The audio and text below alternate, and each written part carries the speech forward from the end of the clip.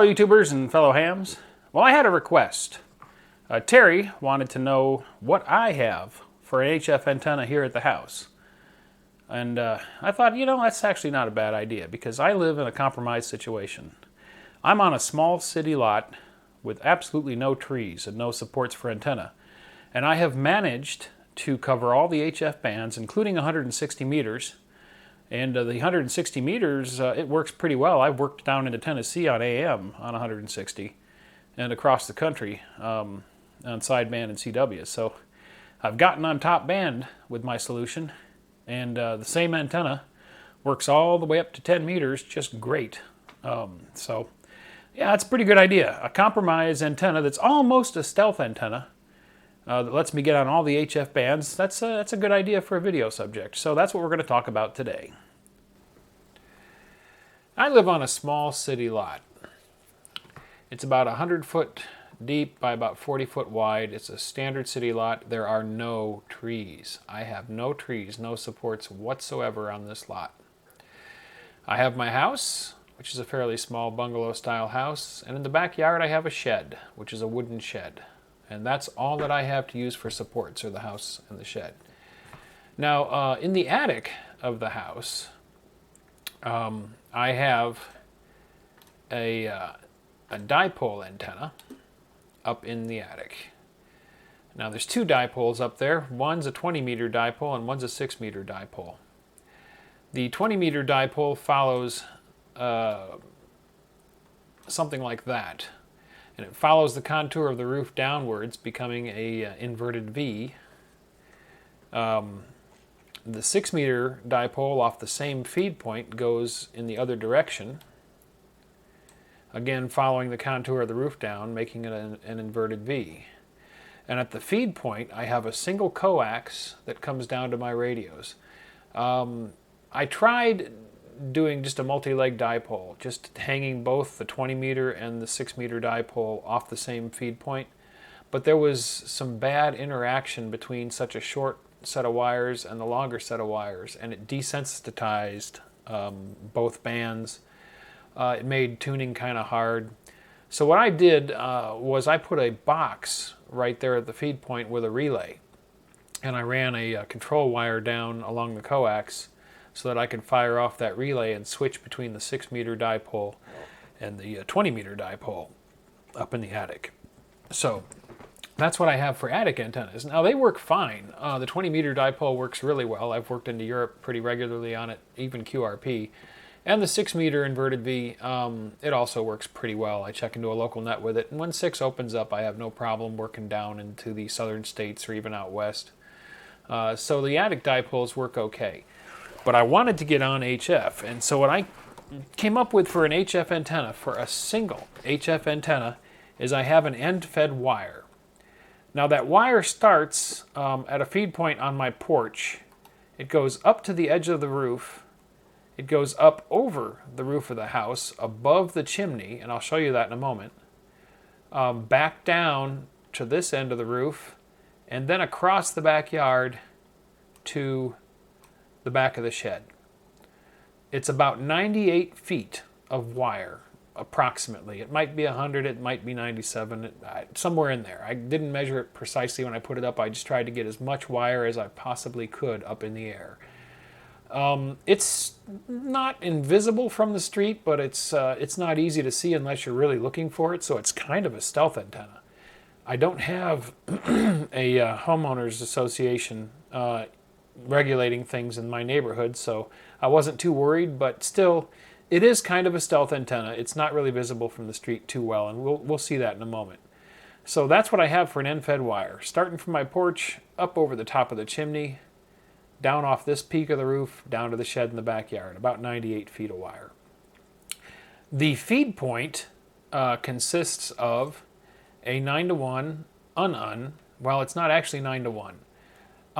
This is the wiring configuration for an unbalanced to unbalanced transformer. It's a pretty common feed point for end-fed wire. It will kind of use the coax as a counterpoise coming back, but it's good to have some kind of an earth connection at the feed point if possible. or some counterpoises at the earth at the feed point, that they will bring the RF current off of the feed line, so you won't get radiation on your feed line. I did have a little bit of a problem with that. I started out with a 9-to-1, which is 9 or 10 turns on the toroid, and I had a little difficulty tuning on some of the bands. It really didn't want to tune too well on 160 meters, which was the band I was really wanting to get on. And it was kind of funky on 80, but it tuned okay on the other bands. Still, it didn't perform very well. On 20 meters, for example, signals would be about, 3/4 to even as low as half what they were on the dipole. I started experimenting with this, and what I did is I reduced turns. This is a fairly standard configuration for a 9-to-1, and you've got 9 or 10 turns around the toroid. Well, I eliminated a few of those. 2, 3, 4, 5, 6, 7. Yep, that's right. I ended up with 7 turns on my version of this Unon. And at 7 turns with a 98-foot piece of wire, I found the happiest medium. I was able to tune it very well on 160 meters, on 40 and up. It did just great. In fact, it's almost resonant on 20 meters and up. It only requires just a little bit of tuning. It also does really well on 40 meters, and it does very well on 160 meters with only 7 turns on the Unon. On 160, I've worked down into Tennessee on AM and across the country, even a little bit of QRP work on 160 with only 7 turns on the Unon. So it's a really happy match there. It's not a resonant antenna on any band, although it's pretty good on 20 meters and up. I don't really need to use the tuner there. But it does benefit from a little bit of a tuning. The the performance on 20 meters and up is really good. In fact, it's comparing to my 20 meter dipole, and sometimes I hear stations better on the end-fed wire, sometimes better on the dipole, but it's right up there. So it's a really, really good antenna. I did have some currents coming back on the coax. So what I did was I wound a 1-to-1 current balun, and I put that at the feed point as well. They show this with only 8 turns. I think I did 10 total turns. But what this does is this chokes off any common mode currents coming back on the coax. So that really cut down on the RF coming back into the house on the coax, and it made the tuner happier as well, and it also made the antenna a little quieter. So let's go and let's take a look at the actual antenna. The feed point comes out of my mail slot. As you can see here, I got coax coming out of the old mail slot for the house. I don't use this anymore. There's a mailbox out front. So I filled this full of expanding foam to insulate it, punched a hole through it, and that's where my coax comes into the house through the old mail slot. The feed point, and you can ignore this LDG label, I just used the box. I don't remember what this was originally, but I just used the box and rewound. My 9-to-1 Unon is inside the box here. And my 1-to-1 current balun is inside this little box here. So coax back to the tuner, 1-to-1 current balun, and then a 9-to-1 Unon in here. This is the wire, the end-fed wire. I put a little dip in here so that any raindrops coming down would fall off instead of coming into the box. This is a 4 meg resistor. I put that on just to discharge any static, but you know, this really is a DC path to ground anyway, so you can ignore these. I should probably take them off. They're not really doing anything. So anyway, this is the end of the end-fed wire, which goes up over the roof. And these are counterpoise wires, and I have several that I've run down. This white one goes to a ground rod. Let's go to the next picture. This is right outside the porch wall, and you can see that white wire. It comes down, and there's a copper ground rod about 3.5 feet down into the dirt there. These little counterpoise wires, one of them runs off to the front around the steps, one of them runs straight out across the driveway in the dirt, and one of them comes over here and runs down the side of the house at ground level, right along there. And there's a ground stake over here that it anchors to. So I've got plenty of grounding and some counterpoise there, and that helped to get the RF off the coax inside the house.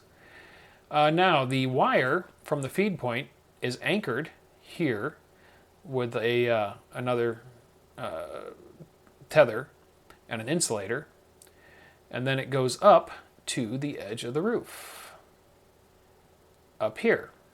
And I put up a little standoff to keep it away from the metal flashing on the edge of the roof. And then it goes, this is the front of the house, that wire is right here, and like I said, you can't really see it too well from the street, but it basically is going from here up over the porch roof to there, where there's another standoff holding it away from the flashing on the edge of the roof. And then it comes up this way to here, where it is stood off from this chimney mount mast. So that's keeping it up above the roof, getting it some altitude. And then from there, it's going down to the edge of the roof down here. And then if we go and we look at the back, again, you can't quite see it, but there's the standoff right there, and then the wire comes over here to the edge of the roof, and then from there it goes straight down to the end of the shed here. So it's up in the air as much as I could get it up in the air, having no supports on the house. And that is my end-fed wire. So that's my solution for HF antennas on my small city lot. I think it's working out as well as it can work for what I have to work with. Someday I'd like to have, a house with some trees around it where I could put up real antennas. I'd like to put up a 160-meter doublet and a full wave 80-meter loop. I'd love to have a full wave 80-meter loop. And maybe a couple of fan dipoles and play around with some beams.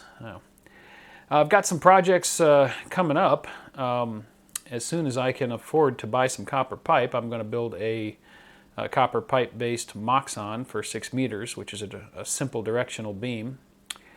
I've got some other magnetic loop ideas. The reason I like to play around with small antennas is, well, as you can see, I'm on a small lot, so I'm kind of limited in what I can do outside.